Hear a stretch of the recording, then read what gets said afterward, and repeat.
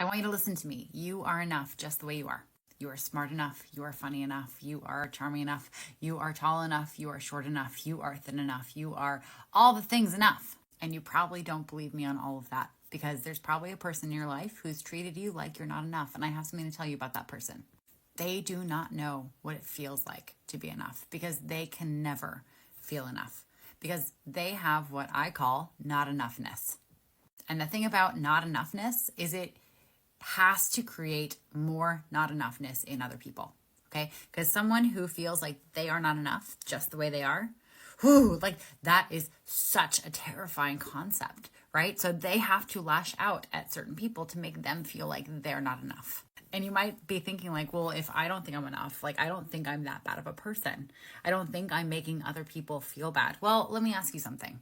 Do you ever fantasize about being super successful and like showing up people who are rude to you in high school, or getting all dolled up and posting a picture on Instagram and kind of sort of hoping that your ex is going to see that picture and think, damn, I regret that ending.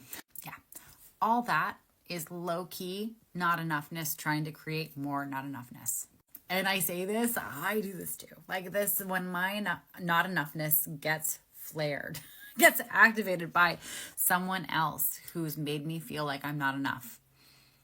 That's the stuff that starts spinning in my head. And it's not necessarily something to be proud of, but it's also not something that diminishes how enough you are. And the thing about these relationships with these not enough people, the people who do not have a concept of how they will ever be enough, and the relationship that they have with you is they constantly make you feel like you're not enough.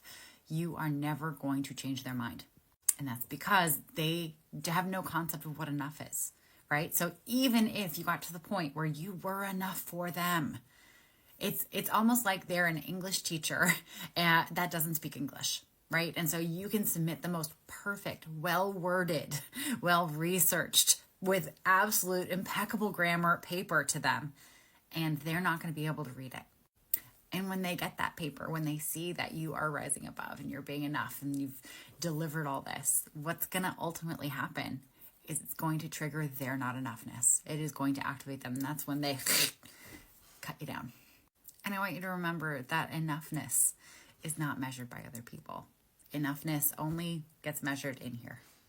And if there are people in your life who make you feel like you're not enough, it's probably time to start questioning if they actually belong in your life. Because no one in your life deserves to make you feel like you're not enough. Deal?